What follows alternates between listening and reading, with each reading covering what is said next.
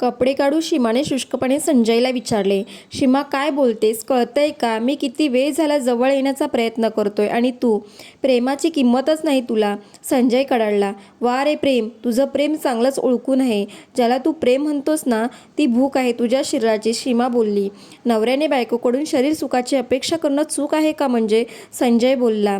नाही ना, म्हणूनच विचारलं. कपडे काढू का? जगमान्य बलात्कार मी कसा अमान्य करणार? सीमाच्या शब्दांना धार होती. एरवी शांत असणाऱ्या सीमाचा रुद्रावतार बघून संजय चपापला. काय झालं असेल हिला? 2 खोल्यांच्या घरात खरं तर फुललेलं वैवाहिक आयुष्य ही जणू रम्य कल्पनाच असते. बेडवर सीमा आणि मुलं झोपत, तर संजय बाहेर आईबरोबर झोपे. म्हणजे खरं तर आईच काहीतरी निमित्त काढून बाहेर बोलवत असे. पण तरी संजयची ज्या दिवशी इच्छा होईल त्या दिवशी अर्ध्या रात्री तो उठून आत येत असे. त्याची तृप्ती झाली की परत बाहेर जाऊन झोपत असे. आता सीमाला त्याची सवय झाली होती. किळस आली होती. कारण भरभर उरकणे असा वेदनादायी कार्यक्रम होता तो. आज खूप वर्षांनी ते दोघेच घरात होते. सीमाच्या मनात संमिश्र भावना होत्या. एकीकडे वाटते दिवसभर फारसं न बोललेला संजय रात्री बेडवर पडल्यावर लगट करू लागला. सीमाने कूस बदलली आणि ती त्याच्याकडे पाठ करून झोपली. तसे रागाने त्याने तिला आपल्याकडे रागाने ओढले आणि त्याचे राटोट तिच्या सर्व अंगावरून फिरू लागले. सीमाच्या मनात काय आलं कुणास ठाऊक. हीच ती वेळ आणि हीच ती संधी असा विचार करून सीमाने विचारले. कपडे काढू? अरे, जागा पुरत नाही म्हणून तू बाहेर झोपतोस, पण जेव्हा तुला गरज असते तेव्हा कशी जागा पुरवून घेतोस? आज काय एकटं वाटतंय तर आज काय दुखतंय म्हणून आईला सोबत म्हणून झोपायला जातोस, पण तुझी गरज असली की आईला एकटं टाकून आत येतोस. मान्य आहे, पत्नी म्हणून मी तुला साथ देणं जरुरी आहे, पण माझ्याही काही अपेक्षा आहेत ना. तू फक्त शारीरिक संबंध ठेवण्यासाठी माझ्याजवळ येतोस.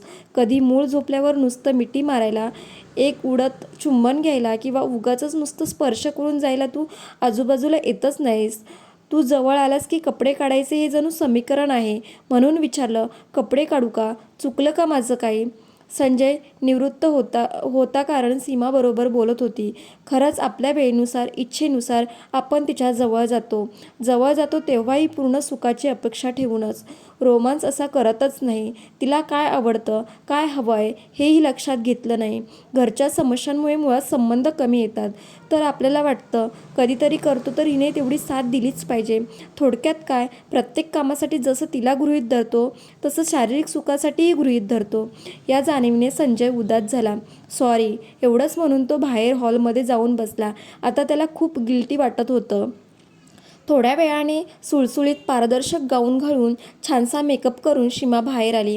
आजची रात्र अशीच वाया घालवायची असं विचारत तिने संजयच्या कपाळावर ओठ ठेवले. संजय आता पूर्ण गोंधळला होता.